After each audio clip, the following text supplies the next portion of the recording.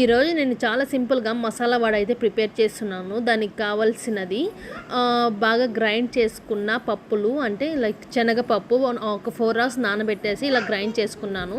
జీలకర్ర, తగినంత ఎండుమిర్చి పేస్ట్, మనం శనగపప్పులోని అవి కూడా ఒక 4 వేసి పేస్ట్ చేస్తే సరిపోతుంది. ఆనియన్, కొత్తిమీర, కరివేపాకు అండ్ కొన్ని పప్పుల్లాగా ఉన్నవి కూడా యాడ్ చేసుకోవాలి. సాల్ట్, లిటిల్ బిట్ సోడా వేసుకొని బాగా మిక్స్ చేసుకోవాలి. ఎలా అంటే ఇలా బాగా మిక్స్ చేసుకొని కొన్ని ఆనియన్స్ ఎక్కువగా వేసుకుంటే టేస్ట్ అయితే చాలా బాగుంటుంది.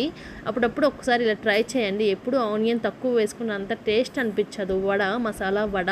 సో ఇలా చేసుకుంటే చాలా బాగుంటుంది. ఇక్కడ మా పాప అయితే నాకు రెసిపీ షేర్ చేసుకుంటుంది. సో సింపుల్గా చెప్పాలి అంటే ఈరోజు మా ఇంట్లో మసాలా వడ ప్రిపేర్ చేశాను. టేస్టీగా చాలా యమ్మీగా ఉంటుంది. సింపుల్ ప్రాసెసే. ఇంకోటి ఏంటంటే ప్రజెంట్ ఇన్స్టాగ్రామ్లో ఒక వీడియో అయితే చాలా వైరల్ అవుతుంది. అమ్మ నాన్న గొడవ పడ్డారు. మధ్యలో ఆ బాబు ఏం చేశాడండి, బండకేసి కొట్టినట్టు రోడ్డు మీద ఒక బాల్ని కొట్టినట్టు కొట్టి చంపేశాడు. అసలు మనిషి అనుకున్నాడా లేకుంటే మృగమో అర్థం కావడం లేదు. సో సింపుల్గా చెప్పాలి అంటే అసలు వాడు అసలు తండ్రే కాదని చెప్పొచ్చు. ఫర్ సపోజ్ నీకు మీ ఆవిడకి సరిపడకపోతే ఇట్స్ ఓకే, మీకు పెంచే ఓపిక లేకుంటే తీసుకెళ్ళి అనాథాశ్రమాలు వదిలేయండి. లేదంటే పెంచుకునే వాళ్ళు పిల్లలు లేక చాలామంది ఉన్నారు, అలాంటి వాళ్ళకి ఇచ్చేయండి. అంతేగాని మీ మీద కోపం ఒకరి మీద చూపించడం అంటే ఇదే. సో ఒక్కసారి అంత కోపంతో పిల్లల్ని అలా చేసే ముందు 1-2 సార్లు ఆలోచించాలి. ఎవరైనా కానీ మనిషి జన్మ ఎత్తిన తర్వాత మీకు కోపం భరించలేనంత కోపం వస్తుంది అంటే 1-2 సార్లు ఆలోచించి డెసిషన్ తీసుకోవడం చాలా బెటర్. ఫర్ సపోజ్ మీరు డెసిషన్ తీసుకున్నారు, ఇట్స్ ఓకే, అది మీ చాయిస్. కానీ అక్కడ మీకు అయితే ఎలాంటి రైట్ లేదు ఆ అబ్బాయిని అలా చంపడానికి, దట్టు మీ కన్న కొడుకు.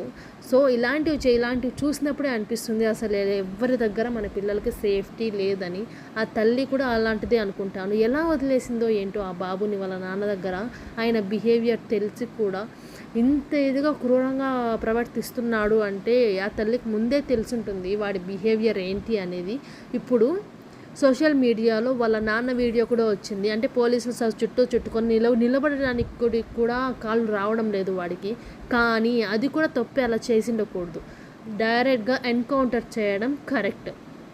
మీరేమంటారు? దీనికైతే ఓకే అంటారా కాదంటారా? నాకైతే 100కి 100% చెప్తున్నా, direct encounter is the best option. ఇలాంటి వాళ్ళు అసలు బయట ఉండకూడదు. రేపు పొద్దున్న ఎవరికైనా జరగచ్చు ఇలాంటివి. అసలు అలాంటి వాళ్ళని బయటే ఉంచకూడదు.